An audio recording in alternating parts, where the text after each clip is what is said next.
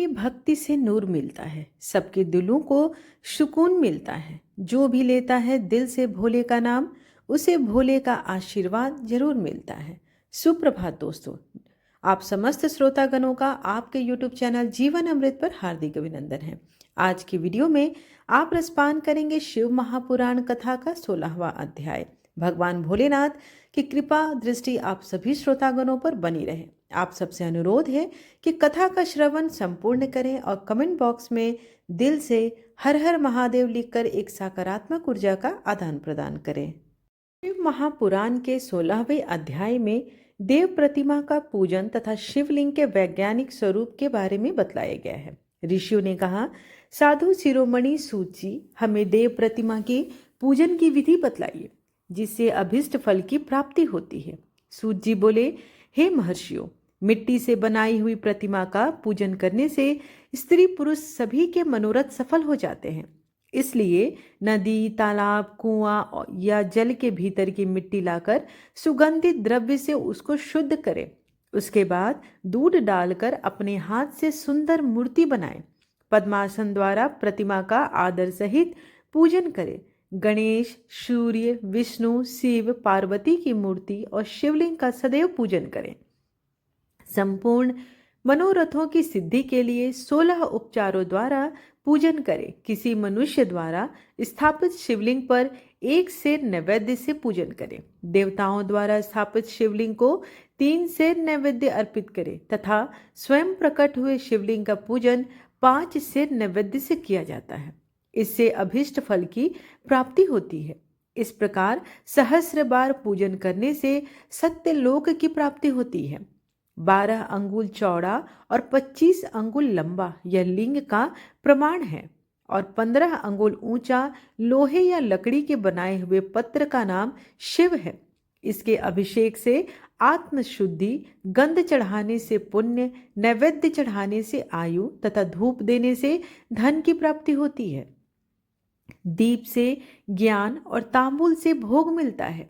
अतएव स्नान आदि 6 पूजन के अंगों को अर्पित करें। नमस्कार और जाप संपूर्ण अभिष्ट फलों को देने वाला है।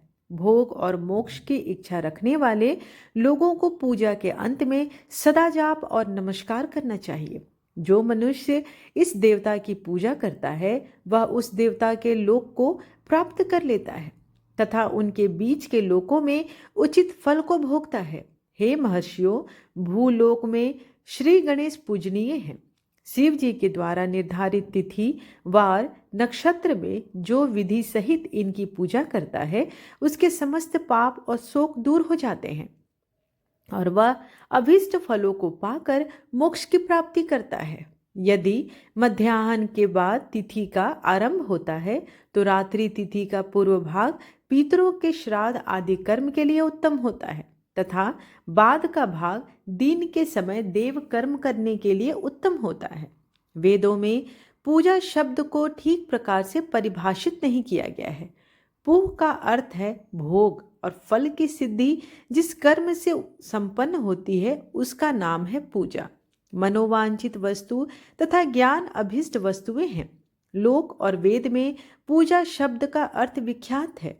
नित्य कर्म भविष्य में फल देने वाले होते हैं। लगातार पूजन करने से शुभ कामनाओं की पूर्ति होती है तथा पापों का क्षय भी होता है। इसी प्रकार श्री भगवान विष्णु तथा अन्य देवताओं की पूजा उन देवताओं के वार, तिथि, नक्षत्र को ध्यान में रखते हुए तथा 16 उपचारों से पूजन एवं भजन करने से अभिष्ट फल की प्राप्ति होती है।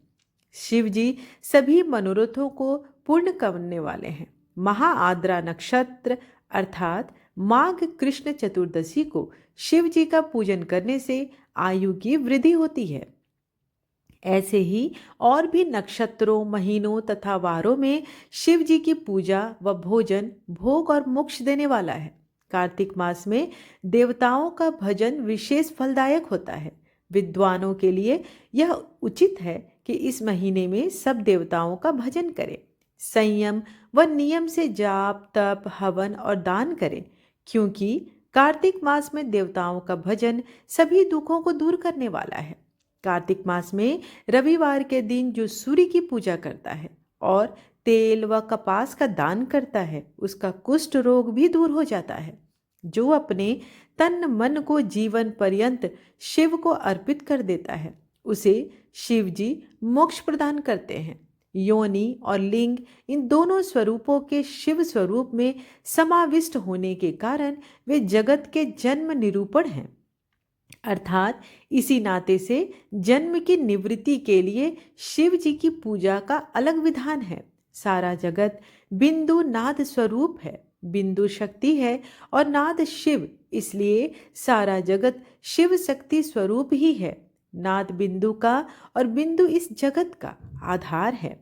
आधार में ही आधेय का समावेश है अथवा लय होता है। यही सकलीकरण है। इस सकलीकरण की स्थिति में ही सृष्टि काल में जगत का आरंभ हुआ है।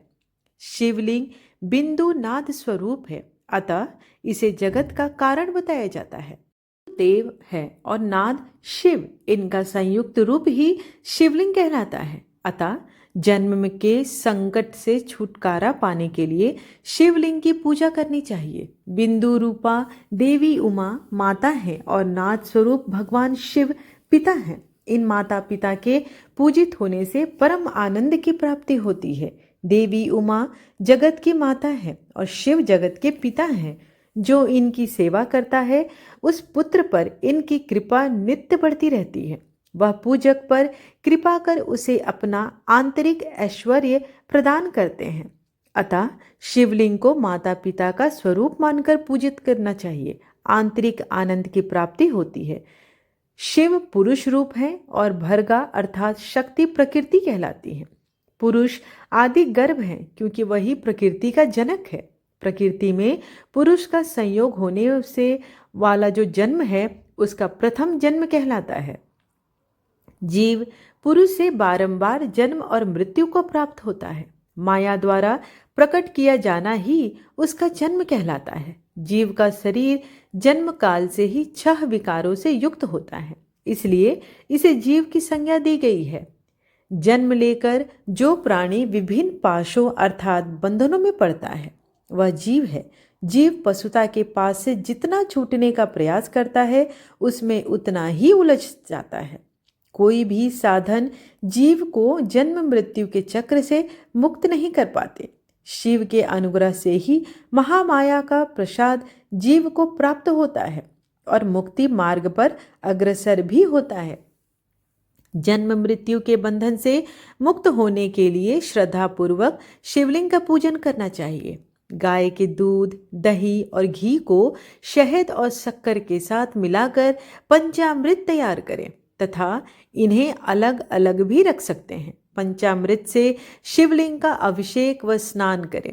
दूध व अन्न मिलाकर नैवेद्य तैयार कर प्रणव मंत्र का जाप करते हुए उसे भगवान शिव को अर्पित कर दें।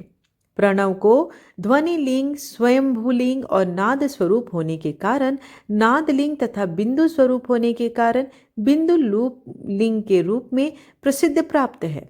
अचल रूप से प्रतिष्ठित शिवलिंग को मकार स्वरूप माना जाता है, इसलिए वह मकार लिंग कहलाता है। सवारी निकलने में उकार लिंग का उपयोग होता है।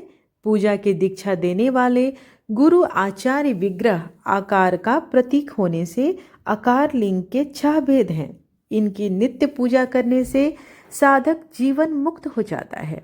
इस प्रकार शिव महापुराण कथा का 16वां अध्याय यहीं पर समाप्त हुआ। आशा करती हूँ आज की कथा आपको अच्छी लगी हो। वीडियो पसंद आए तो चैनल को लाइक, शेयर एंड सब्सक्राइब करना बिल्कुल ना भूलें और दिल से कमेंट बॉक्स में अवश्य लिखें हर हर महादेव। धन्यवाद।